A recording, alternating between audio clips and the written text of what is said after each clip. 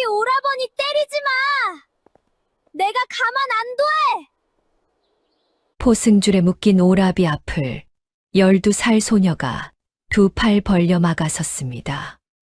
죄명은 살인. 죽은 포목전 주인 곁에서 오라비의 낯이 나왔다고 했지요. 포졸의 육모방망이가 소녀의 머리 위로 치켜 올려졌습니다. 그런데 그 순간에도 소녀의 눈은 울고 있지 않았지요. 소녀에게는 그날 밤 저 혼자만 본 것이 하나 있었기 때문입니다. 아, 뜨거. 인공 모민 고구마인데. 댓글로 항입망 좋아하시면 한입 드릴게요. 옛날 옛적 충청도의 어느 큰 장터 고을에 오누이가 살았습니다. 오라비는 천복이라 했지요. 19살 난 나무꾼이었습니다. 동생은 단실. 올해 꼭 12살이 된 계집아이였지요. 부모는 3년 전 돌림병으로 나란히 세상을 떠났습니다. 남긴 것이라고는 다 쓰러져 가는 오두막 한 채와 갚아야 할 빚뿐이었지요. 그래도 단실의 머리에는 늘 부른댕기가 매여 있었습니다. 어미가 숨을 거두기 전 제 치마폭을 찢어 딸의 머리에 메어준 헝겊이었지요. 그리고 그 헝겊의 나머지 반쪽은 천복의 낫자루에 감겨 있었습니다. 봐라, 단실아, 이 끈이 우리 남매 표식이다. 알아요. 그러니까 오라버니는 산에서 길을 잃으면 안 돼요. 그 끈 보고 내가 찾으러 갈 테니까. 찾으러 온다는 녀석이 다리는 그리 짧아서 어쩌려고. 다리가 짧으면 어때요? 눈이 밝은데. 남매는 그렇게 웃으며 하루하루를 버텼지요. 그 말은 빈말이 아니었습니다. 단실의 눈은 정말로 밝았지요. 캄캄한 새벽산에서도 남들이 지나친 냉이밭을 귀신같이 찾아냈습니다. 바위 그늘에 낀 이끼 빛깔만 보고도 그 밑에 도라지가 숨은 것을 알았지요. 넌 어찌 그런 걸 다 보는 거냐? 보이는 걸 어떡해요? 안 보는 사람들이 이상한 거지. 어른한테 이상하다는 소리가 어디서 나와? 어른도 틀리면 틀린 거예요. 나물은 거짓말 안 해요. 천복은 지게를 치고 껄껄 웃었습니다. 동생의 당돌한 입이 오라비에게는 세상 제일 가는 구경거리였지요. 장이 서는 날이면 단실은 해도 뜨기 전에 좌판을 폈습니다. 목 좋은 자리는 어른들 찾으라. 단실의 자리는 늘 장터 끝 돌담 밑이었지요. 그런데 이상하게도 그 구석 좌판의 손님이 끊이질 않았습니다. 왜였겠습니까? 이 아이가 여간 내기가 아니었기 때문이지요. 냉이 한 줌에 2푼이에요. 어제 캔 것하고 오늘 캔 것은 향부터 달라요. 맡아보셔요. 지나가던 안악이 코를 대보고는 슬쩍 한 푼으로 깎으려 들었습니다. 아가, 한 푼만 받자. 응. 한 푼이요. 그럼 반 줌만 드릴게요. 인심은 드려도 저울은 못 속여요. 아이고, 저 야무진 것 좀 보게. 안악은 기가 막혀 웃음을 터뜨렸고 결국 2푼을 다 내놓았지요. 그래 놓고 단실은 슬그머니 달래 한 뿌리를 얹어 주었습니다. 이건 덤이에요. 애기 미음에 넣으면 좋아요. 샘은 매섭게 하고 정은 후하게 쓰네. 네 집 딸인지 참. 부모 없이 크는 게 아깝지. 수군거림의 끝이 늘 그 소리라 단실은 그 말만 나오면 못 들은 척 나무를 다듬었지요. 한 번은 이런 일도 있었습니다. 허리가 꼬부라진 노파가 좌판 앞에서 한참을 서성였지요. 쑥 한 줌을 들었다 놓았다, 들었다 놓았다. 할머니, 어디 편찮으셔요? 늙은이 속병에는 쑥이 좋다는데 오늘은 주머니가 비었구나. 단실은 쑥 한 줌을 종이에 둘둘 말았습니다. 가져가셔요. 대신 다음 장에 오셔서 제 좌판 앞에 오래 서 계셔 주셔요. 그건 어째서? 손님이 서 있으면 지나가던 사람도 궁금해서 와요. 할머니는 서 계시기만 해도 제 장사 미천이에요. 노파는 이가 다 빠진 잇몸을 드러내고 웃었지요. 공것을 주면서도 받는 사람 낯이 서게 하는 재주. 12살짜리의 장사 수완이 이러했습니다. 해가 기울 무렵이면 팔다 남은 나물이 걱정이었지요. 그럴 때면 어김없이 장터에서 제일 큰 포목전의 문이 열렸습니다. 포목전 주인 윤영감이었지요. 이름은 윤덕만. 55의 나이에 흰 수염이 가슴까지 내려온 노인이었습니다. 오늘도 남았구나. 남은 건 이 늙은이가 다 삼아.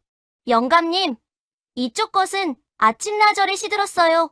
값은 절반만 쳐주셔요. 허, 장사꾼이 제 물건 흉을 보는 법이 어디 있노. 시든 나무를 성한값에 팔면 그게 도둑이지요. 허허허, 도둑 소리 안 들으려다. 이 늙은이 지갑만 축나게 생겼구나.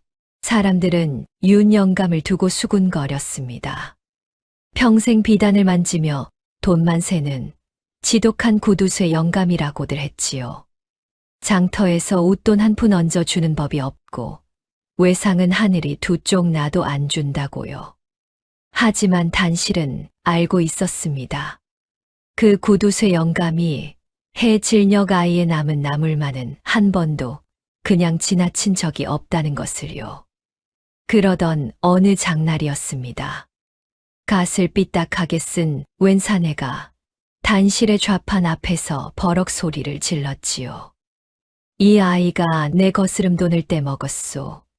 내가 엽전단 잎을 줬는데 두 잎 값만 받은 척한단 말이오. 장터가 삽시간에 조용해졌습니다. 사람들의 눈이 전부 단실에게 쏠렸지요. 단실은 울지 않았습니다. 대신 자리에서 일어나 또박또박 말했지요. 아저씨는 두 잎을 내셨어요. 왼쪽 소매에서 꺼냈고요. 그중 한 잎은 귀퉁이가 이빨 빠진 것처럼 깨져 있었어요. 뭐라. 어린 것이 눈 하나 깜짝 않고 거짓말을 해. 사내의 목소리가 장터가 쩌렁 울리게 커졌습니다. 그러자 이상한 일이 벌어졌지요. 사람들이 슬금슬금 목소리 큰 쪽으로 기울기 시작한 것입니다. 애가 샘이 밝다더니 그게 다 요령이었나. 어른이 설마 애 푼돈에 거짓말을 하겠어. 쯧쯧, 부모 없이 커서 그런가. 수군거림이 바늘처럼 단실의 등에 꽂혔습니다. 단실은 주먹을 꼭 쥐었지요. 본대로 말했는데 어째서 아무도 믿어주지 않는 걸까요? 그때였습니다. 시끄럽구나. 낮지만 무게 있는 목소리에 장터가 다시 조용해졌지요. 윤 영감이 지팡이를 짚고 천천히 다가왔습니다. 아이야, 그 귀퉁이 깨진 엽전은 지금 어디 있느냐? 제 돈 괴짜게요. 방금 받았으니까 맨 위에 있어요. 윤 영감이 괴짝 뚜껑을 열었습니다. 맨 위에 귀퉁이가 깨진 엽전 한 잎이 얌전히 놓여 있었지요. 그 곁에는 성한 엽전이 딱 한 잎뿐이었습니다. 보아라, 아이 말대로 깨진 놈 하나에 성한 놈 하나 딱 두 잎이 여기 있구나. 자네가 정말 단 잎을 냈다면 새 잎이 더 있어야지. 정 억울하거든. 자네 전대를 열어. 단 잎이 빈 자리를 보여주면 될 일 아닌가. 사내의 얼굴이 순식간에 흙빛이 되었습니다. 전대를 열어보라는 말에 사내는 대꾸 한마디 못하고 인파 속으로 꽁무니를 뺐지요. 장터에 와르르 웃음이 터졌습니다. 저런 날도둑놈을 봤나. 아이 말이 옳았네 그려. 방금 전까지 사내 편을 들던 바로 그 입들이었지요. 하지만 단실은 웃지 않았습니다. 영감님 아까는 다들 저 아저씨 말을 믿었어요. 제가 아니라요. 그랬지. 저는 본대로 말했는데요. 저 아저씨는 목소리만 컸을 뿐인데 윤 영감은 한참 동안 단실을 내려다보았습니다. 그러고는 수염을 쓸며 이렇게 말했지요. 단시라 사람들은 소리 큰 쪽을 믿지만 하늘은 바로 본 쪽을 믿느니라. 하늘이요? 단실이 입을 삐죽였습니다. 하늘은 너무 높아요. 제 편을 들어주려면 한참 걸리겠는데요. 허허, 그 한참을 견디는 사람이 끝내 이기는 법이니라. 어린 단실이 그 말뜻을 어찌 다 알았겠습니까? 그저 좋은 어른의 좋은 말씀이거니 하고 고개만 끄덕였지요. 이 말을 뼈에 새기게 될 날이 올 줄은 그때는 까맣게 몰랐습니다. 한편 장터 반대편 끝 나무전 골목에서는 천복이 장작을 부리고 있었습니다. 천복의 나무따는 값을 부르기가 무섭게 팔렸지요. 장작 굵기가 고르고 물기 없이 바싹 말라 불이 잘 붙었기 때문입니다. 이복의 천복 총각. 자네 나 좀 보세. 단골 주막 주인이 낫자루의 붉은 끈을 가리켰지요. 아, 이거요? 우리 어머니가 남긴 천입니다. 동생 댕기하고 한 짝이지요. 정표를 낫에 감고 다니는 나무꾼은 조선 천지의 자네뿐일세. 산에서 낫을 잃어도 이 끈 보고 누가 찾아다 주지 않겠습니까? 하긴 붉은 끈 감긴 낫이 천복이 것인 줄 이 장터에서 모르는 사람이 없지. 천복은 그 말이 자랑스러워 씩 웃었습니다. 붉은 끈 감긴 낫은 천복이 것. 온 장터가 다 아는 사실이었지요. 훗날 이 사실이 남매의 목을 조르는 올가미가 될 줄 그때는 누가 알았겠습니까? 저녁 무렵 남매는 나란히 집으로 걸었습니다. 서쪽 하늘이 붉은 댕기 빛깔로 물들어 있었지요. 지게를 진 천복이 문득 입을 열었습니다.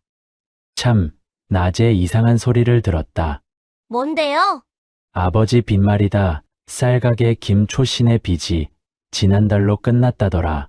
우리가 갚은 적 없잖아요. 그러니 이상하지 소금전 빚도 재작년에 소리 소문 없이 사라졌고 단실이 고개를 갸웃했습니다. 빚이 발이 달렸나? 저 혼자 어딜 갔대요? 글쎄다 빚쟁이들이 하나같이 그 얘기만 나오면 입을 다물더라. 그럼 하늘이 갚아줬나 보죠. 영감님이 그러셨어요. 하늘은 바로 본 쪽을 믿는다고. 녀석 하늘이 그리 부지런하다더냐. 남매는 마주 보고 웃었습니다. 빚이 왜 자꾸 줄어드는지 그 까닭을 입에 올리는 사람은 이 고을에 아무도 없었지요. 그리고 그 수수께끼의 임자 등 뒤로 지금 검은 욕심 하나가 소리 없이 다가서고 있다는 것을 남매는 알 리가 없었습니다. 며칠 뒤 단실은 포목전 안에 처음으로 발을 들였습니다. 윤 영감이 국거리 냉이를 안으로 들이라 했기 때문이지요. 문지방을 넘는 순간 단실은 그만 입이 딱 벌어졌습니다. 천장까지 쌓인 비단필이 촛불을 받아 강물처럼 일렁였지요. 쪽빛, 연두빛, 다홍빛. 세상 고운 빛깔은 죄다 이 안에 모여 있는 것 같았습니다. 단실은 저도 모르게 제 머리에 붉은 댕기를 만졌지요. 물이 빠지고 올이 풀린 낡은 무명 헝겊이었습니다. 왜? 내 댕기가 초라해 보이느냐? 아니요. 여기 비단들은 곱기만 한데 제 댕기는 이야기가 있는걸요? 허허, 비단 장수 앞에서 비단을 이기는 아이는 내가 처음이구나. 윤 영감은 그날따라 기분이 좋아 보였지요. 포목전 안쪽 널찍한 제단대 위에는 커다란 가위가 놓여 있었습니다. 그런데 모양이 이상했지요. 가위가 두 동강이 나서 날 두 짝이 따로 누워 있었던 것입니다. 영감님, 가위가 부러졌어요? 부러지긴 나를 가려고 사북을 풀어둔 게다. 사복이요? 가위 두 날을 잇는 몸말이다. 이걸 풀어야 나를 숫돌에 갈지 손대지 말 거라 갈아둔 날이라 성이 나 있느니라. 단실은 고개를 끄덕이고 물러나 앉았습니다. 윤 영감은 돋보기를 쓰고 두꺼운 책을 폈지요. 치부책이었습니다. 포목전에 돈이 드나든 내력이 빼곡히 적힌 책이었지요. 붓끝이 책장 위를 오가는 동안 영감은 이따금 혼자 수염을 쓸었습니다. 영감님은 밤낮 그 책만 보셔요. 그게 그렇게 재미있어요? 재미로 보는 게 아니니라 갚을 것과 받을 것을 바로 적어 두는 게 장사꾼의 도리인 게야. 그럼 다 적으면 보여주셔요. 저 쌤 잘해요. 이 녀석, 남의 치부책을 넘보는 법이 어디 있노? 영감은 웃으며 책을 덮었습니다. 그 책 갈피에 무엇이 적혀 있는지 단실이 알게 되는 것은 한참 뒤의 일이지요. 그때 마당에서 흰 것이 쏜살같이 달려들어왔습니다. 윤 영감이 기르는 게 백구였지요. 백구는 단실의 치마폭에 코를 박고 꼬리를 흔들었습니다. 저놈이 낯을 심하게 가리는 놈인데 내게는 첫날부터 저러는구나. 제 몸에서 나물 냄새가 나서 그래요, 백구야. 너 이건 못 먹어. 단실이 냉이 단을 등 뒤로 감추자 백구는 무언가 얻어먹을 낌새를 챘는지 앞발로 단실의 무릎을 긁었지요. 안 된다니까. 걔는 냉이 먹으면 배탈 나. 녀석, 개하고도 흥정을 하는구나. 그날부터 백구는 장날마다 단실의 좌판 곁을 지켰습니다. 단실이 나무를 다듬으면 그 곁에 배를 깔고 엎드렸고 낯선 사람이 값을 심하게 깎으면 낮게 으르렁거렸지요. 장터 사람들은 그 모습을 보고 웃었습니다. 저 개가 나물전 문지기가 다 됐네. 한 달에 한 번 보름 언저리가 되면 윤 영감은 어디론가 다녀왔습니다. 지팡이를 짚고 백구를 앞세우고 산 하나를 넘어갔지요. 산 너머에는 운주사라는 오래된 절이 있었습니다. 영감님, 절에는 뭐하러 그리 다니셔요? 불공 드리러요? 늙은이가 뒤실 단속하러 다니느니라. 뒤실이 뭔데요? 때가 되면 알게 될 게다. 조바심은 남을 캘 때나 부리거라. 윤 영감은 그 이상은 말하지 않았습니다. 무언가 석연찮았지만 단실은 더 캐묻지 않았지요. 그런데 그 무렵부터 장터에 이상한 소문이 돌기 시작했습니다. 그 얘기 들었나? 윤 영감이 죽은 나물장순의 빈 문서를 쥐고 있다며. 쥐고만 있나? 그 어린 남매한테 밤낮 독촉이 성화라던데. 어쩐지 남은 나무를 죄다 사가는 게 다 빚에 얹으려는 수작이었구먼. 구두쇠 영감이 오죽하겠어. 소문은 발이 없어도 천리를 갔지요. 단실의 귀에 그 소문이 들어온 것은 우물가에서였습니다. 단실은 물동이를 내려놓기가 무섭게 안악들 한가운데로 걸어 들어갔지요. 그 얘기 누구한테 들으셨어요? 나는 방앗간댁한테 들었지. 방앗간 아주머니는요? 나야 지나가던 장사꾼이 그러던데. 그 장사꾼 얼굴 보신 분 계셔요? 안악들이 서로 얼굴만 마주 보았습니다. 아무도 처음 말한 사람을 몰랐지요. 윤 영감님은 저희한테 빚 독촉하신 적이 한 번도 없어요. 얼굴도 모르는 사람 말을 어째서 다들 믿으셔요? 12살짜리가 조목조목 따지고 들자 안악들은 머쓱해져 흩어졌습니다. 하지만 소문이라는 것이 그렇지요. 한 입을 막으면 10입에서 새어 나왔습니다. 누군가 일부러 물기를 대듯 소문은 마르지 않고 자꾸만 불어났지요. 바로 그 무렵이었습니다. 번쩍이는 비단 마고자를 걸친 사내가 포목전의 문을 밀고 들어섰지요. 객주 복만춘이었습니다. 객주란 장사꾼들의 물건과 돈을 맡아 굴리는 중개상인을 이르는 말이지요. 봉객주는 이 고을 물산을 반남아 주무르는 천국 물산까지 다루는 장사치였습니다. 게다가 타고난 왼손잡이였지요.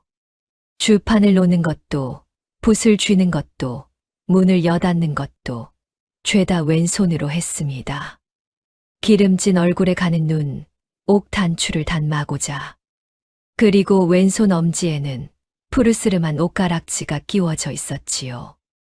10년을 하루같이 끼고 살아살이 오른 탓에 빼려야 빠지지도 않는다는 가락지였습니다. 윤 영감, 오늘은 답을 들으러 왔소.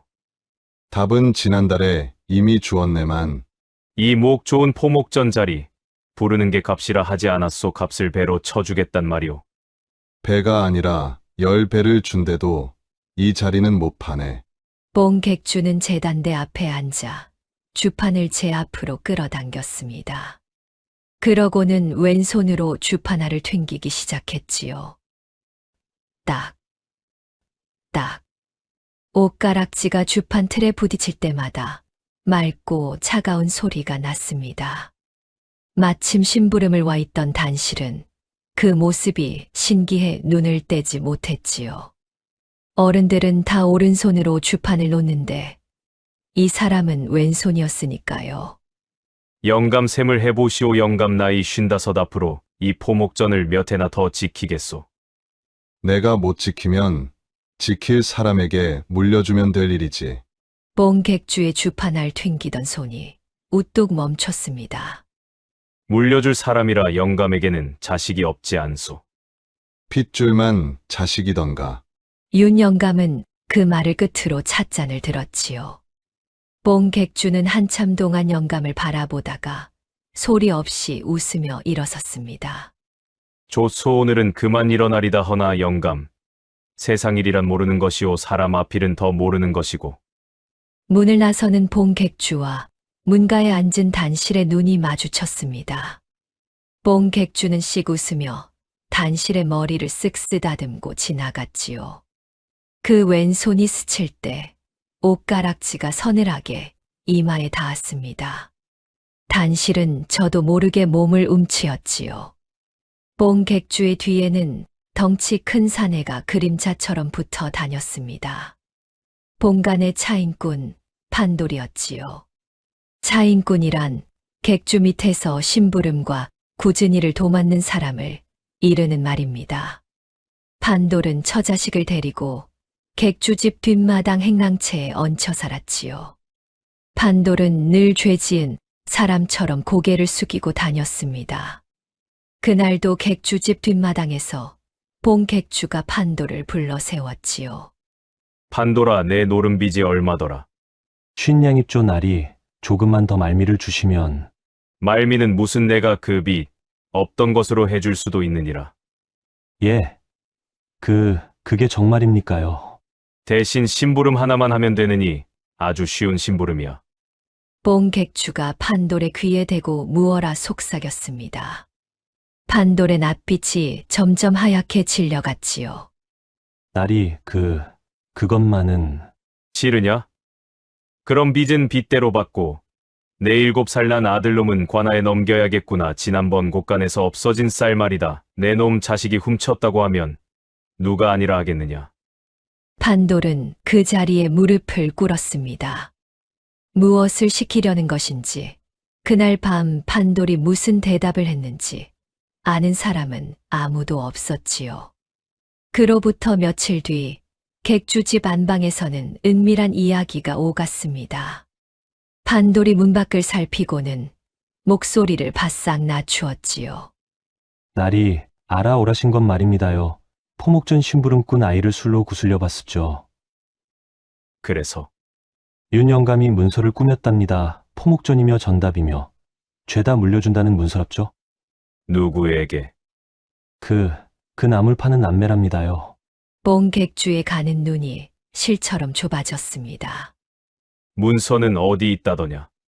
그것까지는 모르겠습니다요. 집 안을 뒤져 본 놈 말로는 포목전 어딘가에 있지 않겠느냐고. 멍청한 놈들. 뽕객주는 왼손으로 주판을 끌어당겼습니다. 딱, 딱. 옷가락지 소리가 방 안에 차갑게 울렸지요. 포목전 자리가 제 것이 되면 이 고울 물산길이 통째로 제 손에 들어옵니다. 그런데 그 자리가 나물 파는 어린 것들에게 넘어가게 생긴 것이지요. 한 가지 더 있습니다요. 나리 영감이 보름 장날에 그 남매를 집으로 부른답니다. 들려줄 이야기가 있다면서요. 주파나를 튕기던 왼손이 뚝 멈췄습니다. 문서 이야기를 남매에게 털어놓겠다는 뜻이었지요. 남매가 알고 나면 온 장터가 알게 됩니다. 그리 되면 손쓸 길이 영영 사라지지요. 보름이라. 뽕객주는 나직이 중얼거렸습니다. 그 눈에서 사람의 온기가 싹 가셨지요. 며칠 뒤 좌판을 걷는 단실에게 윤 영감이 다가왔습니다. 단실아, 보름 뒤가 장이지. 예, 그날은 냉이가 제일 맛있을 때예요. 그날 내 오라비와 함께 우리 집에 오너라. 이 늙은이가 들려줄 이야기가 있느니라. 무슨 이야기인데요? 지금 해주시면 안 돼요? 보름 뒤다 국 끓일 냉이나 실하게 캐 오거라. 윤 영감은 여느 때처럼 허허 웃었습니다. 하지만 그 이야기는 끝내 남매의 귀에 닿지 못했지요. 보름이 되기 전에 그 밤이 먼저 찾아왔기 때문입니다. 보름을 사흘 앞둔 밤이었습니다.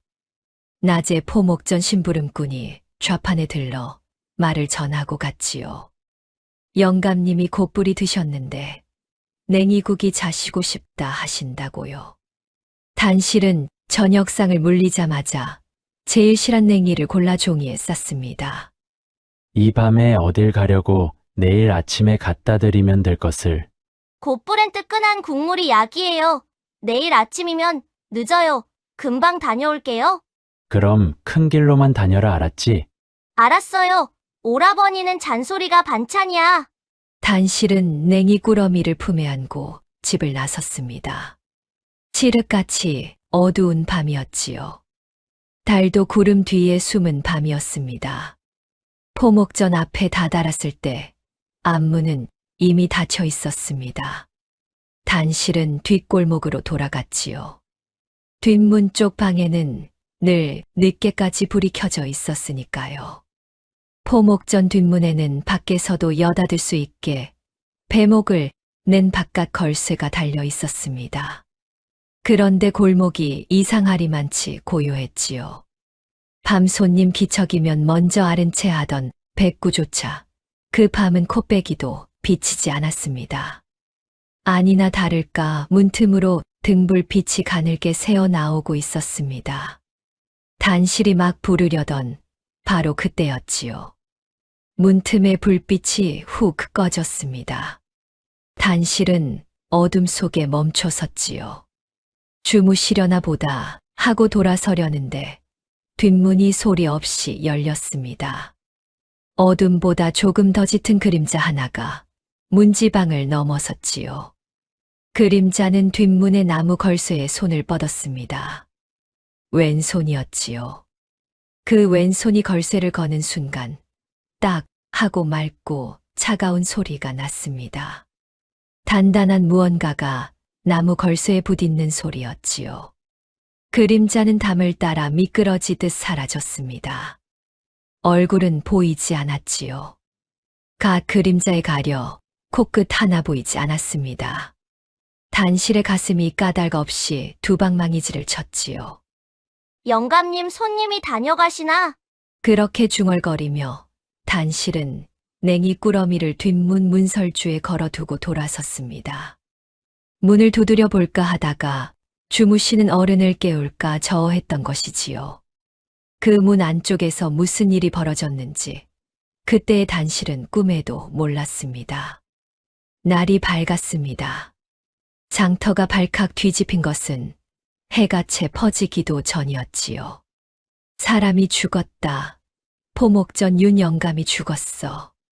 심부름꾼 아이가 새벽에 문을 열었다가 재단대 아래 쓰러진 영감을 발견한 것입니다.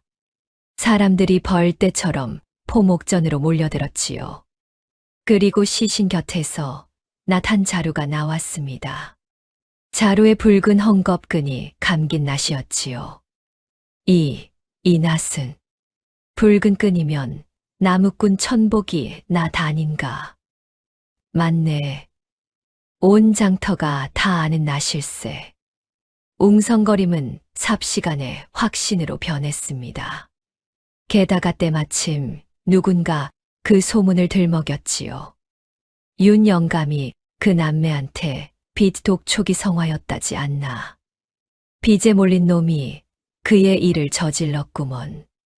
흉기가 있고 까닭이 있으니 사람들 눈에는 범인까지 있는 셈이었습니다.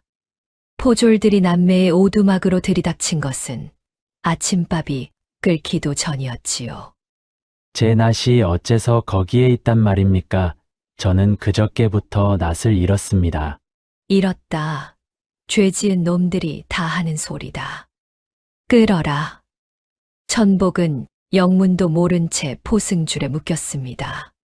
끌려가는 길은 하필 장터 한복판을 가로질렀지요. 어제까지 천복의 장작을 사 가던 사람들이 오늘은 돌팔매질하듯 손가락질을 했습니다. 은혜도 모르는 놈.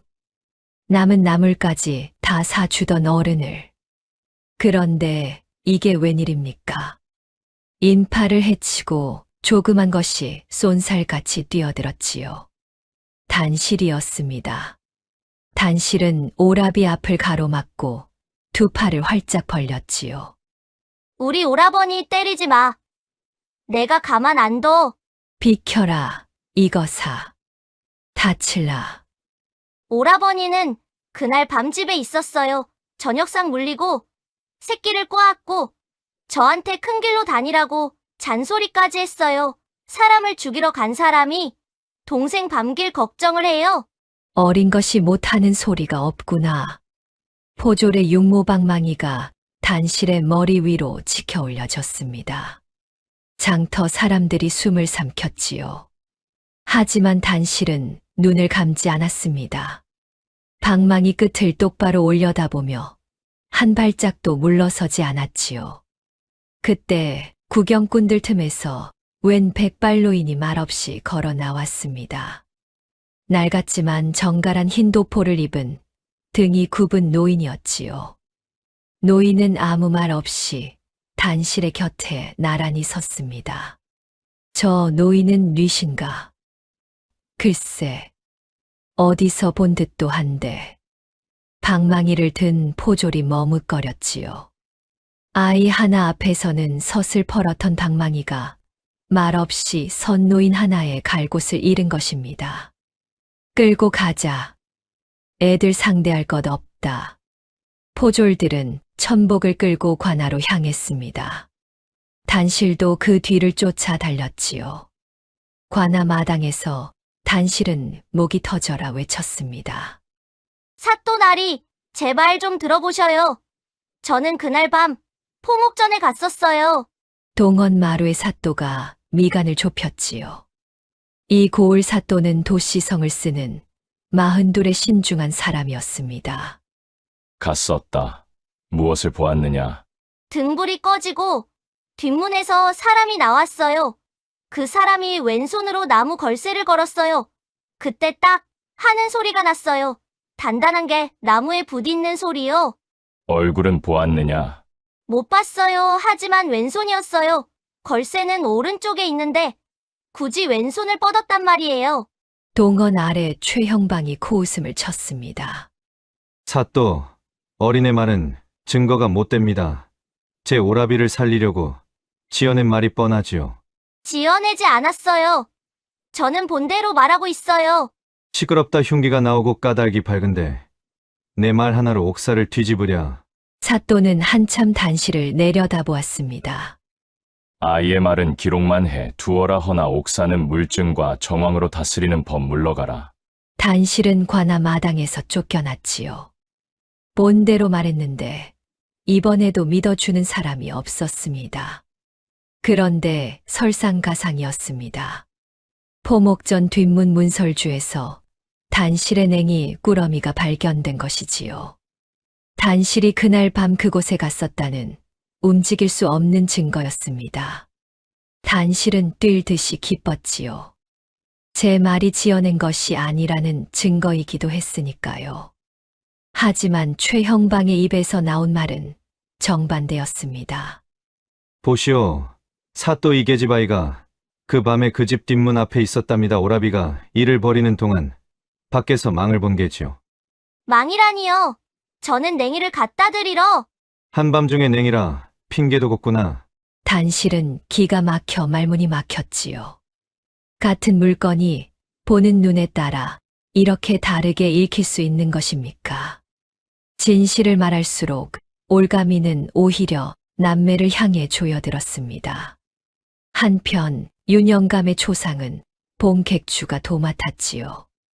평생 거래한 정리가 있는데 상주 없는 초상을 그냥 두겠소. 관이며 수이며 죄다 내 셈으로 하시오. 사람들은 입을 모아 봉객주를 칭송했습니다.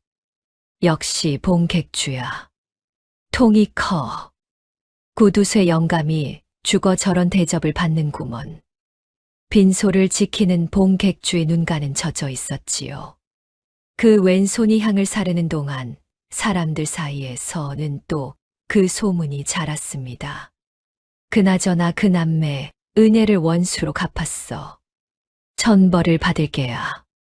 소문에 물을 대는 손이 누구인지 아직은 아무도 몰랐지요. 옥에 갇힌 천복을 면회한 것은 이튿날이었지요. 창살 너머의 오라비는 하룻밤새 얼굴이 반쪽이 되어 있었습니다. 오라버니, 조금만 참아요. 내가 다. 단실아, 천복이 창살을 붙들고 물었습니다. 너 밥은 먹었느냐? 지금 밥이 문제예요? 밥이 제일 큰 문제다. 나는 옥바라지 없이도 견딘다만 너는 밖에 혼자가 아니냐. 끼니 거르지 마라, 알았지?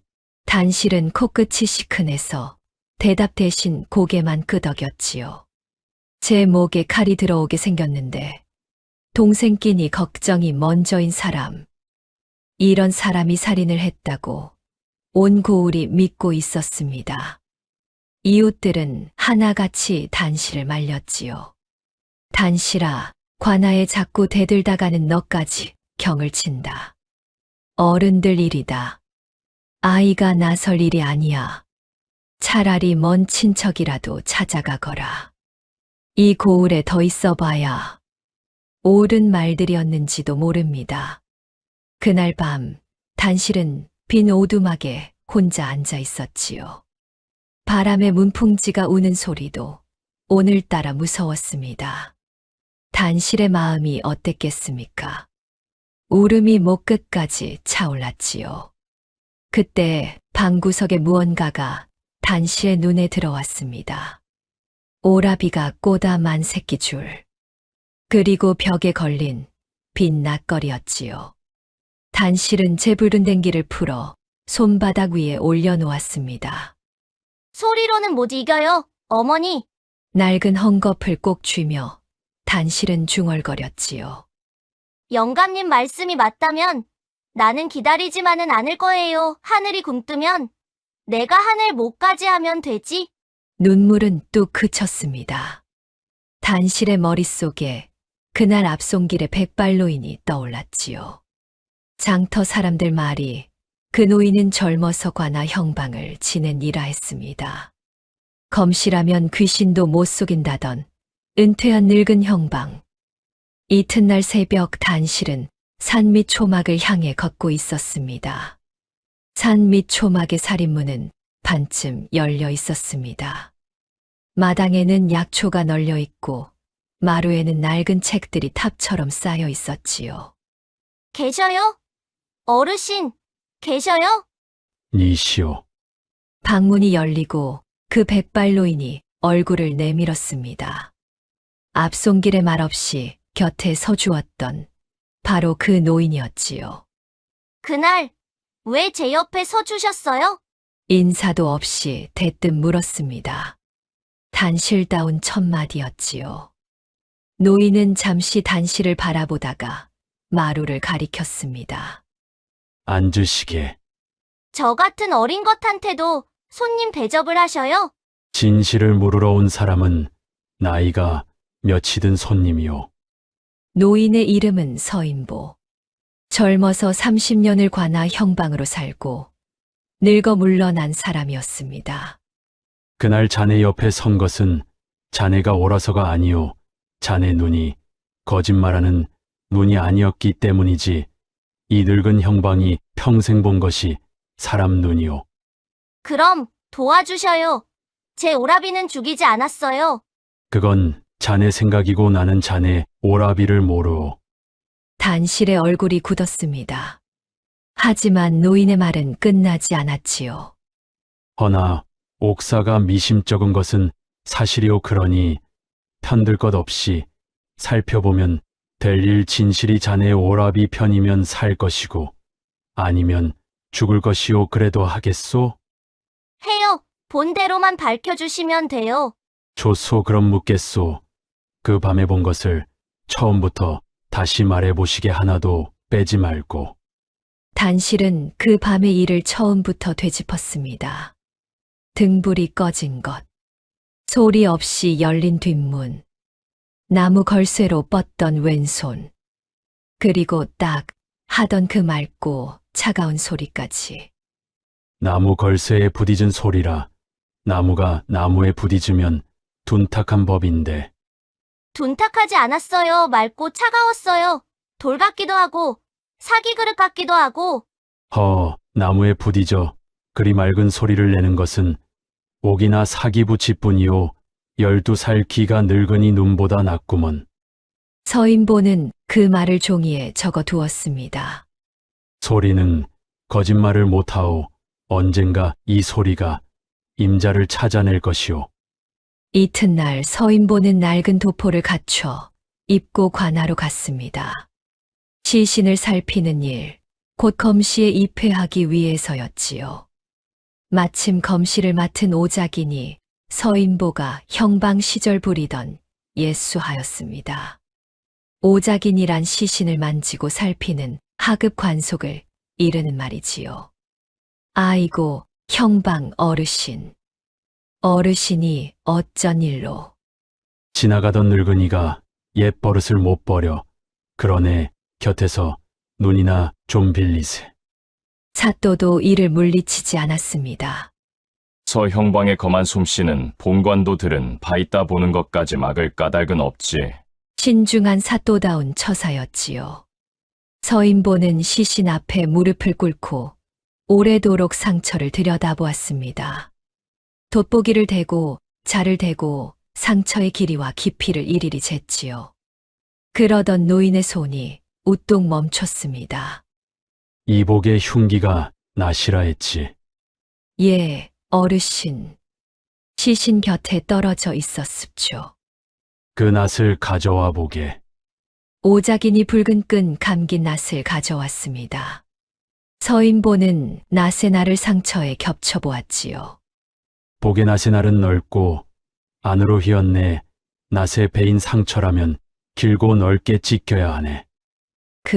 그렇습죠. 헌데 이 상처를 보게 폭이 좁고 곱게 뻗었어. 나처럼 넓고 흰 날이 아니라 폭 좁고 곧은 날이 낸 상처란 말일세. 오작인의 낯빛이 하얘졌습니다. 그럼 이 낫은 낫은 사람을 해치지 않았네. 누군가 해친 뒤에 갖다 놓은 게지. 서인보는 그 소견을 낱낱이 적어 사또에게 올렸습니다. 하지만 최형방이 가로막았지요. 물러난 노인의 소견을 어찌 옥사에 올린단 말입니까? 상처야 찌르는 힘에 따라 얼마든지 달라 보이는 법이지요. 소견은 문서로 남겨두어라 허나 이것만으로 옥사를 뒤집기엔 부족하다. 낫이 아니라면 진짜 흉기를 가져오너라. 사또의 말이 옳았습니다. 낫이 아니라는 것만으로는 천복이 풀려나지 못하지요. 그 폭 좁고 곧은 날이 무엇인지 찾아내야 했습니다. 폭이 좁고 곧고 사람을 해칠 만큼 단단한 날이라. 초막으로 돌아온 서인보가 중얼거렸지요. 칼이요? 칼은 날 폭이 이보다 널속에다가 상처 어기가 묘하게 반듯해. 말등이 두툼한 물건이란 뜻이지. 날등이 두툼하고 폭이 좁고 곧은 것. 단실은 눈을 감고 포목전에서 본 것들을 하나하나 되짚었습니다. 비단필, 자, 인두, 다리미, 치부책, 주판. 그리고 제단대 위에 두 동강 나 누워있던 그것. 단실이 번쩍 눈을 떴지요. 가위예요. 가위라니, 가위는 날이 두 짝인데. 그 가위는 두 짝이 따로 있었어요. 영감님이 나를 가려고 사북을 풀어두셨댔어요. 사북 푼 가위 날 한 짝이면 폭 좁고 고든 날이잖아요. 서인보가 무릎을 쳤습니다. 옳거니 갈아둔 날이면 성이나 있었을 테고 가서 확인해 봅시다. 두 사람은 포목전으로 달려갔습니다. 초상을 치른 포목전은 텅 비어 먼지만 내려앉아 있었지요.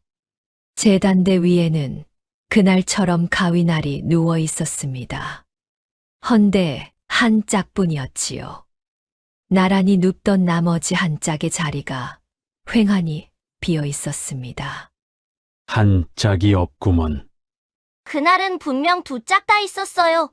제 눈으로 봤어요. 그럼 사라진 한 짝이 흉기여. 범인이 가져간 게지. 서인보는 남은 한 짝을 조심스레 천에 쌌습니다. 포목전 심부름꾼 아이를 증인으로 세우고 종이의 날짜와 수결을 받아두는 것도 잊지 않았지요.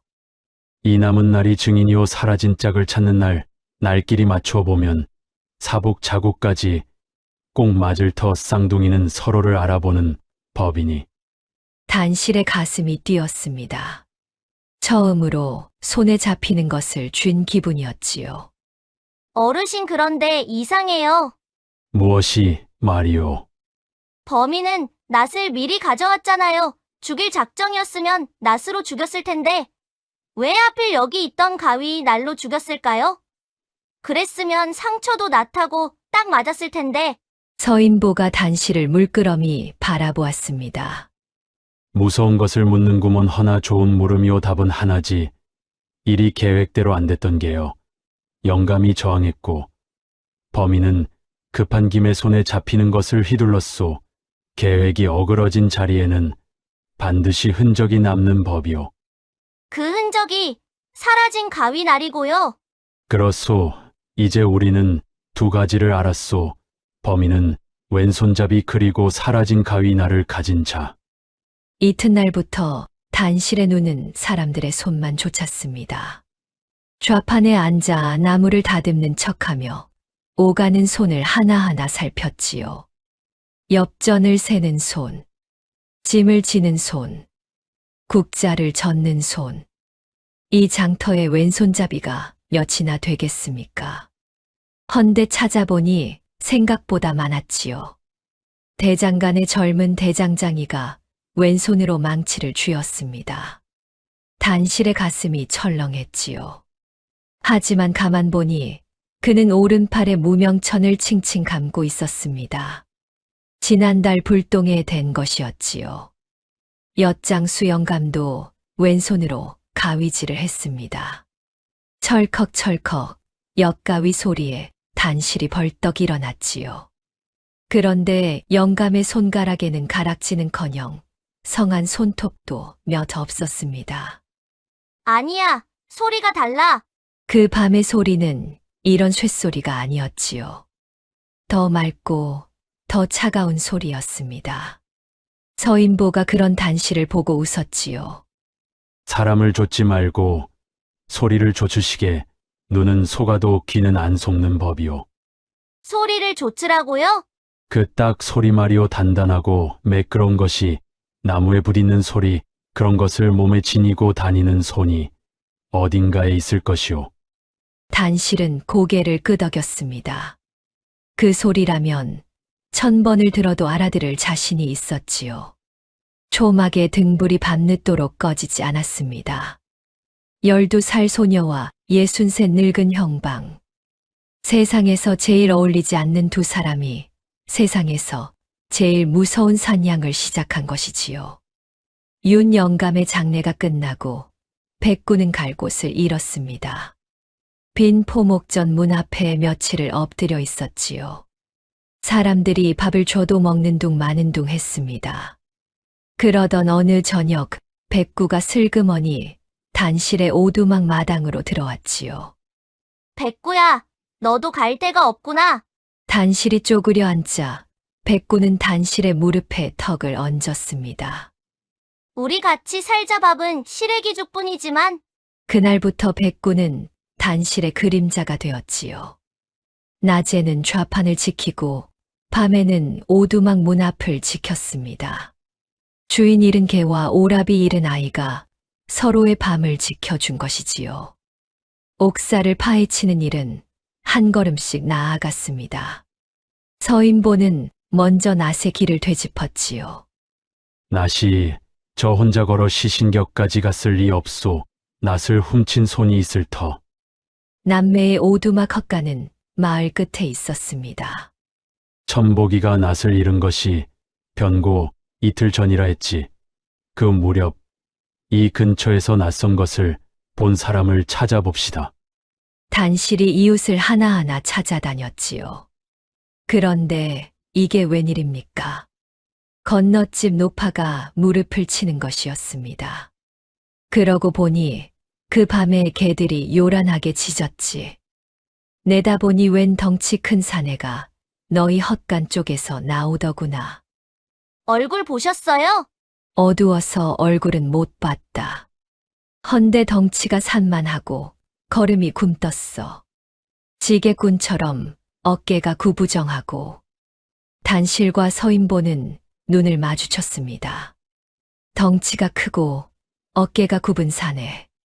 얼굴 없는 그림자가 벌써 두리오 헛간의 덩치, 그리고 뒷문의 왼손 한 놈일 수도, 두 놈일 수도 있지. 두 놈이면 시킨 놈과 심부름한 놈이겠네요. 자네는 커서 뭐가 되려고 그러시오. 서인보는 혀를 내둘렀지요. 다음은 소문의 뿔이었습니다. 윤 영감이 남매에게 빚 독촉을 했다는 그 소문. 서인보는 소문을 거슬러 올라갔지요. 방앗간댁은 우물집에서 들었다 하고 우물집은 주막에서 들었다 했습니다. 주막 주인은 머리를 긁적였지요. 장돌뱅이 하나가 술을 사면서 그럽디다. 윤 영감이 남매 빚 문서를 쥐고 있다고. 술을 어찌나 후하게 사는지 그날 주막이 다 취했지요. 그 장돌뱅이 어느 길로 다니는 자요? 모르지요. 처음 보는 낯이었으니 처음 보는 자가 남의 고을 남매 빚 사정을 어찌 그리 소상히 안단 말인가. 소문의 셈은 끝내 찾지 못했습니다. 하지만 한 가지는 분명해졌지요. 누군가 돈을 들여 일부러 소문을 심었다는 것. 소문으로 까닭을 만들고 낫으로 흉기를 만들었소. 이건 원한이 아니요. 처음부터 끝까지 셈이 밝은 놈의 솜씨요. 샘이 밝은 놈이요. 단실의 머릿속에 문득 딱딱 울리던 주판 소리가 스쳤습니다. 하지만 그 생각은 이내 흩어졌지요. 이 장터의 샘 밝은 장사꾼이 어디 한둘입니까? 옥의 면회도 거르지 않았습니다. 단실아 얼굴이 반쪽이 됐구나. 오라버니, 조금만 기다려요. 낫이 흉기가 아니라는 것까지는 밝혔어요. 그래 헌데 단실아 위험한 짓은 말아라. 나는 괜찮다. 설마 죄 없는 사람을 죽이기야 하겠느냐. 단실은 차마 대답하지 못했지요. 죄 없는 사람이 벌써 하나 죽었다는 말이 목구멍까지 차올랐기 때문입니다. 사라진 가위날의 행방도 쫓았습니다. 피 묻은 날부치를 품고 다닐 간 큰 놈은 없소. 어딘가에 버렸을 것이오. 두 사람은 범인의 밤길을 되짚었지요. 포목전 뒷문에서 담을 따라 사람 눈을 피해 갈 수 있는 길은 두 갈래였습니다. 하나는 개천 쪽, 하나는 객주집 골목 쪽이었지요. 서인보는 먼저 개천을 뒤졌습니다. 바짓단을 걷고 늙은 무릎으로 차가운 물속을 더듬었지요. 단실은 다리 밑과 돌틈을 살폈습니다. 사금팔이며 깨진 호미날은 나와도 가위날은 나오지 않았지요. 이상해요. 버렸으면 물에 버리는 게 제일인데. 그러게 말이오. 모래 없다면 땅이오. 놈이 어딘가에 묻었단 뜻이지. 왜 묻어요? 멀리 갖다 버리면 될걸? 피 묻은 물건을 들고 멀리 갈수록 눈에 띌 자리도 늘어나는 법이오. 겁이 난 개지 제일 마음 놓이는 땅에 그 피 묻었을 것이오. 제일 마음 놓이는 땅이 어딘데요? 그걸 알면 벌써 파냈지. 서인보는 씁쓸하게 웃었습니다. 이 너른 고을의 땅을 무슨 수로 다 파보겠습니까? 바늘은 어딘가에 분명히 묻혀 있는데 집더미가 너무 넓었지요. 그리고 닷새 뒤 장날이 돌아왔습니다. 단실은 여느 때처럼 좌판을 폈지요. 오라비가 옥에 있어도 끼니는 벌어야 했으니까요. 해가 중천에 오를 무렵이었습니다. 장터 초입이 갑자기 소란해졌지요. 뽕객주가 하인들을 거느리고 장을 보러 나온 것입니다.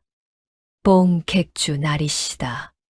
저번 초상 때 쓴 돈이 100냥이 넘는다지. 사람들이 길을 터 주었지요. 뽕객주는 비단전 앞에 멈춰서서 비단 값을 셈하기 시작했습니다. 하인이 대령한 주판을 왼손으로 끌어당겼지요. 그리고 주판알을 튕기는 순간 딱 단실의 손에서 나물단이 툭 떨어졌습니다. 딱 맑고 차갑고 단단한 소리. 쇠도 아니고 돌도 아닌 매끄러운 것이 부딪는 소리. 그 밤 캄캄한 뒷문 앞에서 들었던 바로 그 소리였지요. 단실의 눈이 봉객주의 왼손으로 빨려 들어갔습니다. 왼손 엄지에서 푸르스름한 옷가락지가 햇빛을 받아 번들거리고 있었지요. 주판알을 튕길 때마다 가락지가 주판 틀에 부딪혔습니다. 딱. 걸쇠에 부딪던 그 소리가 귓속에서 겹쳐 울렸지요. 나무에 옥이 부딪는 소리. 그 밤 나무 걸쇠에서 나던 바로 그 소리였습니다. 왼손. 그리고 저 소리. 온몸에 피가 발끝으로 쏟아지는 것 같았습니다. 그날 포목전 문가에서 제 이마를 쓰다듬고 지나가던 그 서늘한 옥의 감촉까지 한꺼번에 되살아났지요. 저 사람이야. 입술이 저절로 달싹였습니다. 바로 그때였지요. 뽕객주가 고개를 들었습니다. 수많은 장꾼들 틈에서 하필 단실 쪽으로요. 가는 눈과 크게 뜬 눈이 허공에서 딱 마주쳤지요. 단실은 알았습니다. 제 낯빛이 이미 하얗게 질려 있다는 것을요. 황급히 고개를 숙였지만 늦었지요. 뽕객주의 시선이 단실의 얼굴에서 한참을 머물렀습니다. 겁에 질린 아이의 얼굴을 장사꾼의 눈은 놓치지 않지요. 이윽고 뽕객주는 아무 일 없다는 듯 몸을 돌렸습니다. 하지만 그 등 뒤에서 왼손이 주판을 움켜쥐고 있었지요.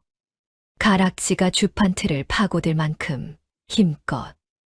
그날 밤 단실은 초막으로 달려갔습니다. 어르신, 찾았어요. 그 소리, 찾았어요. 차근차근 말해 보시게. 봉객주예요. 왼손으로 주판을 놓는데 엄지에 옷가락지를 꼈어요.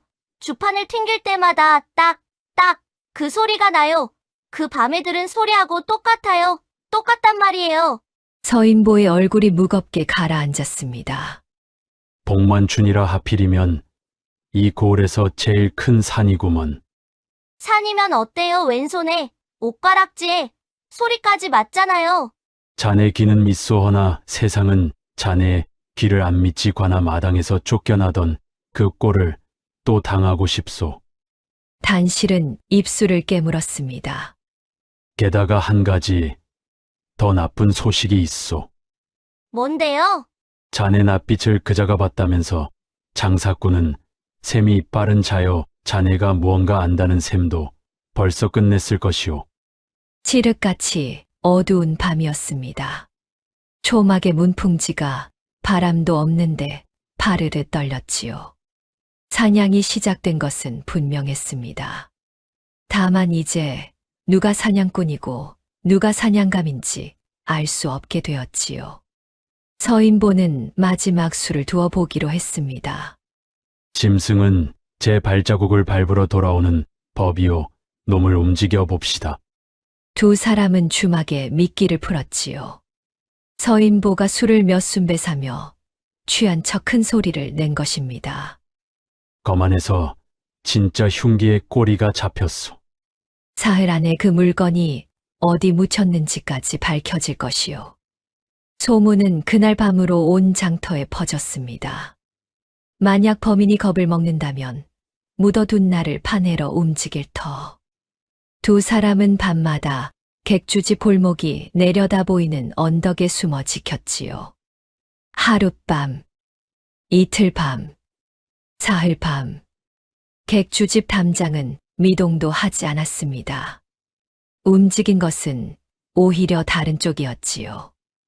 나흘째 되던 날, 단실은 제 좌판 건너편에서 하루 종일 서성이는 덩치 큰 그림자를 보았습니다. 판돌이었지요. 어르신 미끼를 물기는커녕 놈들이 우리 뒤를 밟고 있어요. 놈이 미끼인 줄 알았단 말인가. 그럴 수밖에요. 관아의 최형방이 이미 봉객주의 사람이 되어 있었던 것입니다. 검한 소견이 사또 앞에서 막혔다는 것도, 그것이 허풍이라는 것도 봉객주는 술상 위의 안주처럼 훤히 알고 있었지요. 낚시꾼이 들이운 낚싯대를 물고기가 물 밑에서 구경하고 있던 셈이었습니다.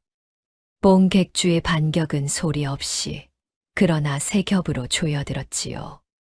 첫째는 사람이었습니다. 장터의 객주 셋이 관아에 나가 입을 모았지요. 그날 밤 봉객주는 저희와 밤새 술을 마셨습니다요. 달기 울 때까지 자리를 뜬 적이 없습죠. 세 사람 모두 봉객주에게 빚을 진 자들이었습니다. 빈 문서가 증언을 만들고 증언이 성벽이 된 것이지요. 둘째는 관아였습니다. 그 무렵 객주집 안방에는 밤손님이 드나들었지요. 갓을 눌러 쓴 사내가 뒷문으로 들어 술상 앞에 앉았습니다. 관아의 최형방이었지요. 자, 드시오. 이 술이 가명에서 온 귀한 술이란 말이오. 객주 나리덕의 호강입니다 헌데 부르신 까닭이. 별것 아니오. 요즘 그 늙은이가 관아를 들락거린다던데 무슨 소리를 하고 다니오. 거만이 어쩌고 상처가 어쩌고 낫이 흉기가 아니라나요. 물러난 늙은이가 옥사를 흔들어서야 쓰겠소. 옥사가 늘어지면 최형방 자네 공만 늦어지는 것 아니오. 봉객주가 술상 밑으로 묵직한 주머니 하나를 밀어 넣었습니다. 엽전 부딪는 소리가 방바닥을 타고 은근하게 울렸지요. 결안이 빨리 올라가면 가명의 자네 이름도 빨리 올라갈 것이고. 나리도 참 소인이 뭘 했다고. 말은 사양이어도 주머니를 미는 소는 없었습니다. 이튿날부터 최형방이 사또를 재촉하기 시작했지요. 사또, 흉기와 까닭이 갖춰진 옥사입니다. 미적거리면 가명에서 문책이 내려옵니다. 거만 소견에 미심쩍은 대가 있다 하지 않았느냐. 물러난 늙은이의 소견 하나로 결안을 미루었다가 빈말이 나면 누가 감당합니까? 사또는 오래 침묵하다가 무겁게 입을 열었습니다. 열흘이다. 열흘 안에 새 물증이 없으면 결안을 올린다. 결안. 사형죄를 확정해 가명에 올리는 문서지요. 그 문서에 이름이 오르면 천복은 끝이었습니다. 열흘의 말미가 그날부터 하루하루 깎여 나가기 시작한 것이지요. 그리고 셋째는 불이었습니다.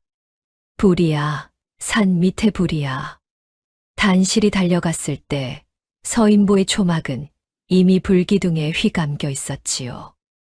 어르신, 어르신! 여기 있소. 서인보는 마당에 주저앉아 콜록거리고 있었습니다. 품에는 천에 싼 꾸러미 하나가 안겨 있었지요. 남은 가위날 한 짝. 그것만은 노인이 밤낮 몸에 지니고 잤던 것입니다. 날은 지켰소 허나 노인은 무너지는 초막을 바라보았습니다. 30년 형방 일기와 검한 기록들. 이번 옥사의 소견 문서까지. 평생이 제가 되어 밤하늘로 올라가고 있었지요. 일부러 지른 거예요, 그렇죠? 아궁이 불씨가 지붕으로 옮겨 붙는 재주는 없지. 포졸들이 와서 잿더미를 둘러보았지만 결론은 실화였습니다. 늙은이가 불단속을 잘못했다는 것이지요. 서인보는 잿더미 앞에서 아무 말도 하지 않았습니다. 다만 그 밤 노인의 굽은 등이 조금 더 굽어 보였지요. 며칠 뒤에는 단실의 차례였습니다.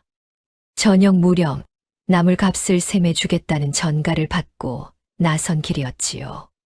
인적 없는 고삿에서 덩치 큰 그림자가 길을 막았습니다. 판돌이었지요. 백구가 단실의 앞을 막아서며 이빨을 드러내고 으르렁거렸습니다. 그런데 이상했지요. 백구는 사내의 얼굴이 아니라 지늘기 말라붙은 집신에 자꾸만 코를 박았습니다. 조용히 해라, 이놈아. 판돌은 개한테 맞아 쩔쩔맸지요. 그러고는 단실을 내려다보지도 못하고 발치에 대고 웅얼거렸습니다. 애야, 이 고을을 떠나라. 오라비 일은 있고 멀리 가서 살아라. 응? 싫다면요? 다음번엔 내가 아니라 다른 사람이 온다. 그 사람들은 말로 안 한다. 아저씨, 단실이 또박또박 물었지요. 아저씨는 나쁜 사람이 아니죠? 목소리가 떨리고 있잖아요. 판돌의 어깨가 움찔했습니다. 우리 엇간에서 낫을 가져간 거 아저씨죠? 덩치 크고 어깨 구부정하고 건너집 할머니가 봤대요. 모른다. 나는 아무것도 몰라. 아저씨한테도 아이가 있다면서요. 그 애가 나중에 물으면 뭐라고 할 거예요? 아버지는 그때 어느 쪽에 서 있었느냐고 물으면요. 판돌은 대답하지 못했습니다. 도망치듯 어둠 속으로 사라졌지요. 남겨진 단실의 다리가 그제야 후들후들 떨렸습니다. 무섭지 않았을 리가 있겠습니까? 12살이었습니다. 무서워도 물러설 수 없었을 뿐이지요. 열흘의 말미는 어느새 엿새나 깎여 나갔습니다. 남은 것을 꼽아보지요. 검한 기록은 제가 되었습니다. 그 밤 본 객주의 행적은 세 겹의 증언으로 단단히 둘러싸여 있었지요. 관아의 최형방은 저쪽 사람이었고 결안까지는 이제 나흘. 이웃들은 단실과 눈도 마주치지 않았습니다. 경을 칠 아이 곁에 있다가 불똥이 튈까 두려웠던 것이지요. 결안 소식은 옥 안에도 닿았습니다. 단실이 면회를 갔을 때 천복은 창살 앞에 반듯하게 앉아 있었지요. 단실아 결한 얘기 들었다. 나흘 남았어요. 하지만 오라버니 아직 내 말부터 들어라. 천복의 목소리는 이상하리만치 차분했습니다. 외숙모 사촌이 전라도 남원 땅에 산다. 농사가 커서 밥 하나는 안 굶긴단다. 내일 새벽에 소금 장수 행렬이 남쪽으로 내려간다니 거기 끼어서 가거라. 무슨 소리예요? 지금 나는 살 만큼 애썼다 헌데 너까지 잘못되면 저승에서 어머니 아버지를 무슨 낯으로 뵙느냐. 싫어요. 단실아, 싫다고요. 오라버니는 죄가 없어요. 죄 없는 사람을 두고 도망치는 법을 나는 안 배웠어요. 오라버니가 그랬잖아요. 그 붉은 끈 보고 서로 찾으러 가자고. 산에서 길을 잃어도 찾으러 가자고. 단실은 제 머리에 붉은 댕기를 풀어 창살 사이로 밀어 넣었습니다. 이거 갖고 계셔요. 그리고 기다려요. 내가 찾으러 갈 테니까. 이번엔 산이 아니라 사람들 속에서 길을 잃은 것뿐이에요. 천복은 그 낡은 헝겊을 받아 쥐고 소리 죽여 울었습니다. 19사내의 어깨가 창살 안에서 조용히 들썩였지요. 왼손과 가락지 소리를 아는 것은 단실뿐인데 세상은 그 귀를 믿어 주지 않았습니다. 모든 것을 잃은 밤이었지요. 단실은 캄캄한 오두막에 혼자 앉아 있었습니다. 아니, 혼자는 아니었지요. 백구가 곁에 엎드려 있었으니까요. 단실은 백구의 등에 얼굴을 묻었습니다. 백구야, 나 이제 어떡하니? 울음이 터졌습니다. 포졸의 방망이 앞에서도 고사체의 위협 앞에서도 안 나오던 울음이었지요. 본대로 다 말했는데 찾을 수 있는 건 다 찾았는데 왜 아무도 안 믿어줘? 왜 맨날 목소리 큰 쪽만 이겨? 그때였습니다. 어둠 속에서 윤영감의 목소리가 들려오는 것 같았지요. 사람들은 소리 큰 쪽을 믿지만 하늘은 바로 본 쪽을 믿느니라. 그 한참을 견디는 사람이 끝내 이기는 법이니라. 단실은 젖은 얼굴을 들었습니다. 바로 본 쪽. 그 말을 가만히 곱씹었지요. 그렇습니다. 단실은 보았습니다. 그런데 본 것이 어디 저 하나뿐이겠습니까? 그 밤, 그 집에는 눈이 하나 더 있었지요. 단실의 시선이 천천히 곁에 엎드린 백구에게 내려앉았습니다. 백구야, 너는 그날 밤 어디 있었니? 백구가 고개를 들었지요. 그러고 보니 이상했습니다.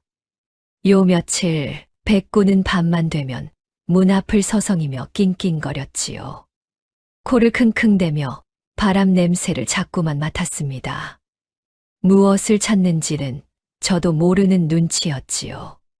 코끝에 걸릴 듯 말 듯한 그 무엇을요.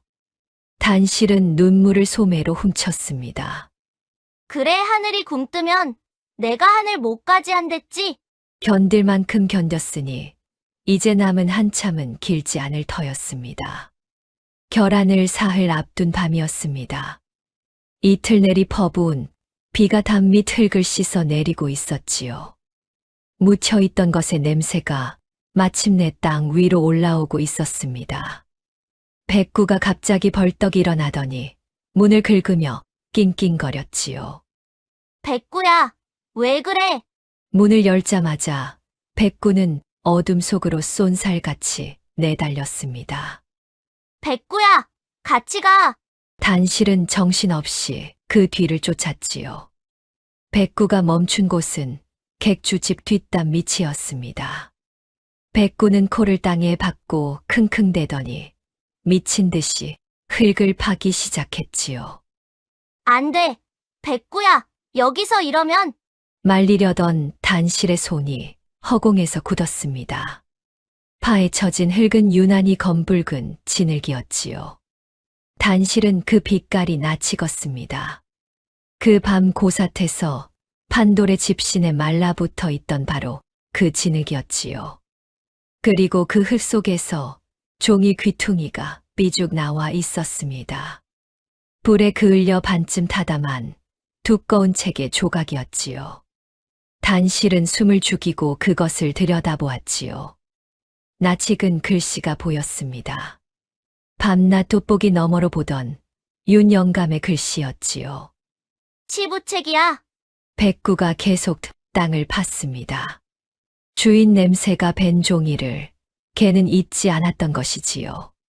그리고 그 밑에서 흙 묻은 천 뭉치가 나왔습니다. 단실은 떨리는 손으로 천을 헤쳤지요. 검붉게 얼룩진 폭 좁고 고든 날 하나가 달빛에 드러났습니다. 찾았다. 단실은 그 자리에서 움직이지 않았습니다. 서인보가 잃은 것이 있었기 때문이지요. 증거는 손대는 순간 반은 죽는다고요. 단실은 백구만 남겨두고 산 밑까지 단숨에 내달렸습니다. 어르신, 백구가 찾았어요. 객주집 담 밑이에요. 서인보는 버선발로 뛰쳐나왔지요. 노인은 등불을 밝히고 이웃 두 사람을 증인으로 세운 뒤에야 땅을 마저 팠습니다. 타담한 치부책 조각, 그리고 피 묻은 가위날 한 짝. 객주집 담 밑이라 허. 이건 또 어찌 된 셈인가? 그런데 이상해요. 본 객주라면 왜 하필 제 집 담 밑에 묻어요? 저라면 무서워서라도 멀리 버렸을 텐데. 좋은 물음이요 제 손으로 제 담 밑에 묻었다면 간이 배 밖에 난 것이고 남의 손이 묻었다면 말이 되지 흉기를 치우라 시킨 손과 묻은 손이 따로 있었단 뜻이오. 치우라던 손은 왼손이겠고 묻은 손은 단실의 눈앞에 진흙 말라붙은 집신이 스쳤습니다. 지부책도 함께 나온 것을 보시게 여기엔 영감이 돈을 어디에 썼는지가 낱낱이 적혔을 터 놈이 심은 소문과 어긋나는 물건이니 흉기와 함께 없애라 내주었겠지. 서인보는 두 물건을 천에 싸고 증인 두 사람의 수결을 받았습니다. 날이 제 짝이 맞는지는 여기서 가리지 않소 관아 마당 만인이 보는 앞에서 맞춰야 값이 서는 법이니. 그런데 그 광경을 담 모퉁이에서 지켜보는 눈이 있었습니다. 판돌이었지요. 판돌은 그 길로 객주집 안방문을 두드렸습니다. 날이 큰이 났습니다요. 담 밑에 그것이 파헤쳐졌습니다요. 뽕객주는 한동안 말이 없었습니다. 주판을 끌어당기지도 않았지요. 이윽고 뽕객주가 입을 열었는데 그 말이 참으로 무서웠습니다. 판도라 그 물건 멀리 갖다 버리라 하지 않았더냐. 죽을 죄를 지었습니다요. 무서워서 발이 떨어지질 않아. 그만. 그래서 하필 내 담 밑에 묻어. 이 미련한 것. 뽕객주에 가는 눈이 실처럼 좁아졌습니다. 그러더니 문득 낮게 웃었지요. 아니지 잘 되었다 생각해보니 죄다 아기가 맞는구나. 낫을 훔친 것도 너, 흉기를 묻은 것도 너, 덩치 큰 놈이 헛간 근처에서 목격까지 됐다지. 내 놈이 범인이라 해도 누가 아니라 하겠느냐. 판돌의 등줄기에 소름이 쫙 끼쳤습니다. 죄를 통째로 뒤집어 씌우려는 것이지요. 걱정 마라. 내가 입만 다물면 내 처자식은 내가 평생 거두마 사내가 자식을 위해 그만한 일은 해야지. 판돌은 그 밤을 뜬 눈으로 세웠습니다.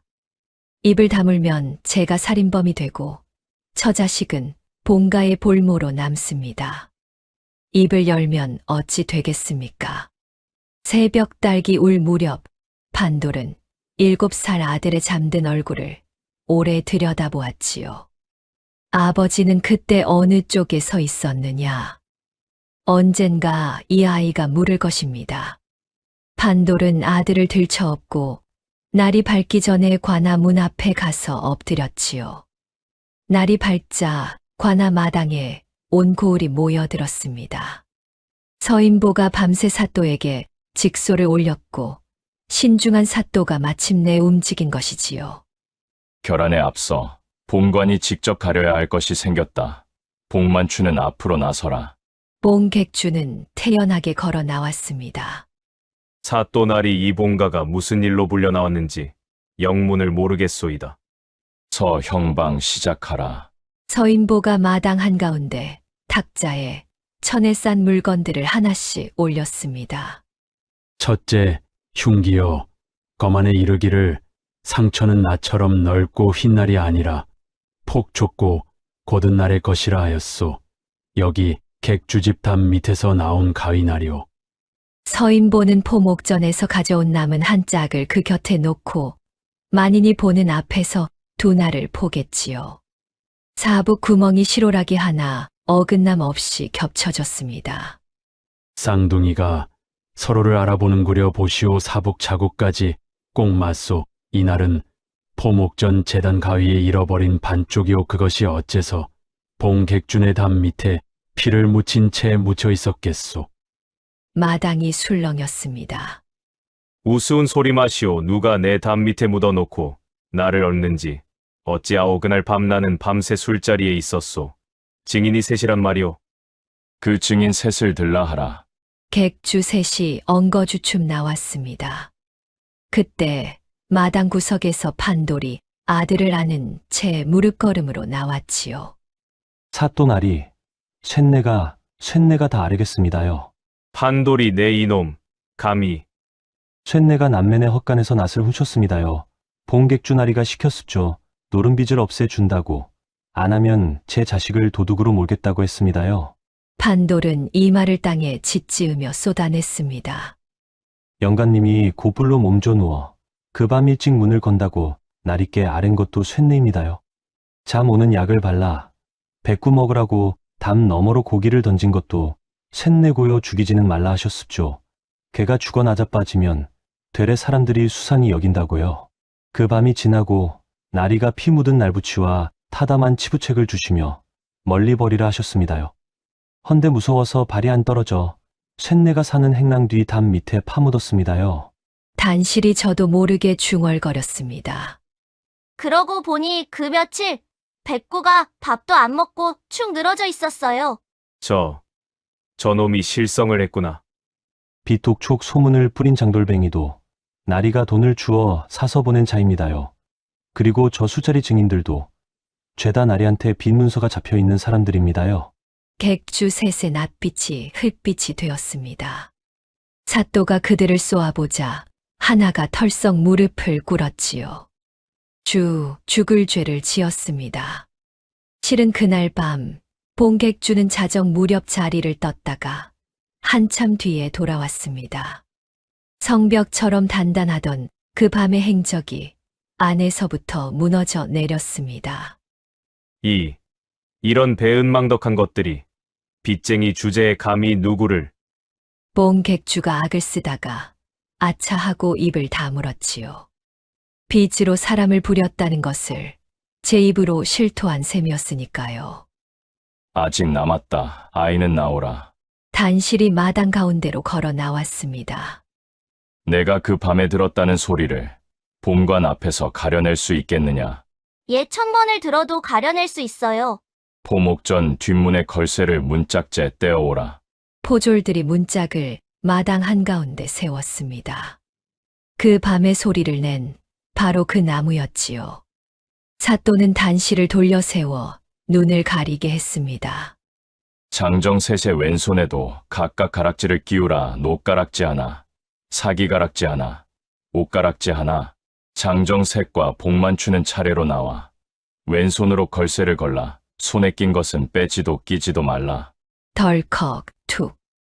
첫 번째는 둔한 쇳소리였습니다. 단실은 고개를 저었지요. 덜컥 짤그랑. 두 번째는 새든 사기 소리. 아니었습니다. 덜컥 딱. 세 번째는 옥소리였지요. 마당이 술렁였지만 단실은 천천히 고개를 저었습니다. 비슷해요 하지만 아니에요. 너무 새소리예요. 그리고 네 번째. 걸쇠가 걸리며 덜컥 소리 위에 딱 하는 맑고 차가운 소리가 얹혔습니다. 단단하고 매끄러운 것이 나무에 부딪는 소리. 저 소리예요. 그 밤의 소리예요. 단실이 눈가리개를 벗었습니다. 걸쇠에 왼손을 얹은 채 굳어있는 것은 봉객주였지요. 그 왼손 엄지에서 옷가락지가 파랗게 번들거리고 있었습니다. 허튼 수작 마시오. 방금 옷가락지 낀 손도 있지 않았소. 옥이면 다 나는 소리란 말이오. 아니에요. 옥은 옥끼리도 소리가 달라요. 단실이 또박또박 말했습니다. 방금 그 옥은 새 옥이라 소리가 얕아요. 저건 10년을 사람 살에 붙어 산 옥이에요. 소리의 때가 안 잤어요. 그 밤의 소리는 저 소리예요. 마당이 찬물을 끼얹은 듯 조용해졌지요. 들었느냐? 그 밤의 손은 오른쪽에 달린 걸쇠에 굳이 왼손을 뻗은 자요. 10년 묵은 옥소리를 지닌 자다 복만춘. 너는 온 장터가 아는 타고난 왼손잡이여. 그 가락지는 살이 올라 빼려야 빠지지도 않는다지 어디. 지금 이 자리에서 빼어보겠느냐? 봉객주가 시뻘개진 낯으로 가락지를 잡아당겼습니다. 가락지는 손가락에 박힌 듯 꿈쩍도 하지 않았지요. 이 고을의 왼손과 그 가락지를 겸한 자가 복만춘 말고 또 있겠습니까? 사람들은 제 말을 안 믿었지만 저는 바로 받고 바로 들었어요. 마당이 얼어붙었지요. 최형방이 다급하게 나섰습니다. 사또 어린애 말은 증거가 증거가 못 된다 하였느냐? 사또의 목소리가 처음으로 높아졌습니다. 흉기가 저자의 하수인 손으로 묻혔고 날이 맞고 그 밤의 행적이 무너졌다. 그 위에 아이의 귀가 저자의 왼손을 짚었느니라. 어린애 말이 아니라 물증이 말하고 있는 것이다. 그리고 최형방, 내 놈이 받아 챙긴 술과 돈도 판돌의 입에서 이미 나왔느니라. 최형방은 그 자리에 주저앉았습니다. 사또, 억울하오. 설령 다 그렇다 쳐도 내가 무슨 까닭으로 그 영감을 해친단 말이오. 나는 그 영감과 평생 거래한 사이란 말이오. 뽕객주의 마지막 발악이었지요. 까닭. 그렇습니다. 동기가 없으면 옥사는 완성되지 않지요. 바로 그때였습니다. 나무 아미타불. 관아 문 앞에서 잿빛 승복의 노승이 걸어 들어왔지요. 운주사의 주지였습니다. 소승 윤시주의 부탁을 받들어 왔습니다. 윤시주 생전에 이르시길 당신 신상에 변고가 나거든 이 문서를 관아에 내라 하셨지요. 사또가 밀봉된 문서를 뜯었습니다. 마당이 숨을 죽였지요. 읽겠다 하나. 나 윤덕만은 포목전과 전답 일체를 나물 파는 남매 천복과 단실에게 물려준다. 두 아이는 지난 3년 이 늙은이가 몰래 지켜본 바 심지가 곱고 눈이 밝으니 매 물건이 뜻을 맡기는 것이다. 단실의 눈이 커다래졌습니다. 둘, 남매의 죽은 아비가 남긴 빚은 내가 이미 3년에 걸쳐 남몰래 다 갚았다. 아이들이 빚에 눌려 크는 것이 차마 보기 어려웠음이라 갚은 내역은 내 치부책에 낱낱이 적어두었다. 서인보가 타담한 치부책 조각을 펼쳤습니다. 그을린 종이 위에 또렷한 글씨가 남아 있었지요. 김초신의 빚 12냥 대신 갚음. 소금전 빚 8냥 대신 갚음. 아이들에게는 알리지 말 것. 영감님, 단실의 다리가 풀렸습니다. 빚이 저절로 사라진다던 그 수수께끼의 답이 여기 있었지요. 빚 독촉꾼이라 욕을 먹으면서도 영감은 끝내 아무 말도 하지 않았던 것입니다. 단실은 마당에 주저앉아 울음을 터뜨렸습니다. 빚 독촉이 아니었어. 다들 그렇게 욕했는데 우리한테 다 주려고 했는데. 구경하던 안악들도 치마폭에 얼굴을 묻었지요. 소문을 퍼나르던 바로 그 입들이 이제는 흐느끼고 있었습니다. 이로써 까닭도 밝혀졌다. 복만춘, 내 놈은 문서가 포목전 안에 있는 줄 알고 그 밤집 안을 뒤져쓰렸다 영감이 산 넘어 절간에 맡겨 둔 줄은 꿈에도 모르고 문서가 남매에게 알려지기 전에 영감을 없애고 남매마저 살인의 죄로 엮을 셈이었겠지. 죄인은 재물을 물려받지 못하는 법이니 임자 일은 포목전은 헐값에 내 것이 될 터였다. 헌데 보아라, 내가 찾아 없애려던 문서가 살아 돌아와 내 죄의 까닭을 스스로 증명하는구나. 그리고 하나 더 일러주마. 내가 영감의 곧불을 틈타 그 밤을 골랐다만 바로 그 곧불이 아이를 뒷문 앞으로 불러냈느니라. 하늘이 눈 하나를 그 자리에 세워둔 것을 얘가 어찌 셈에 넣었겠느냐. 아울러 이 아이가 그 밤 뒷문 앞에 있었던 것은 망을 본 것이 아니라 병든 영감의 심부름을 간 것임이 밝혀졌다. 아이에게 씌웠던 억측도 이 자리에서 지운다. 뽕객주는 그 자리에 무너져 내렸습니다. 찾아 헤매던 문서는 처음부터 포목전에 없었지요. 산 너머 절간에서 주인의 원수를 기다리고 있었던 것입니다. 문서가 거기 있을 줄이야. 그것이 복만춘의 마지막 말이었습니다. 판결은 지엄했습니다. 복만춘은 모든 재산을 몰수당하고 살인의 죄로 감형에 넘겨졌지요. 뇌물을 먹은 최형방은 그 자리에서 파직되어 옥에 갇혔습니다. 거짓 증언한 객주 셋은 곤장을 맞고 장터에서 사죄했지요. 판돌은 죄를 지었으나 스스로 나와 진실을 밝힌 정상이 참작되어 가벼운 벌로 그쳤습니다. 그리고 천복은 들으라. 옥사가 그릇되어 내가 억울한 옥살이를 하였다.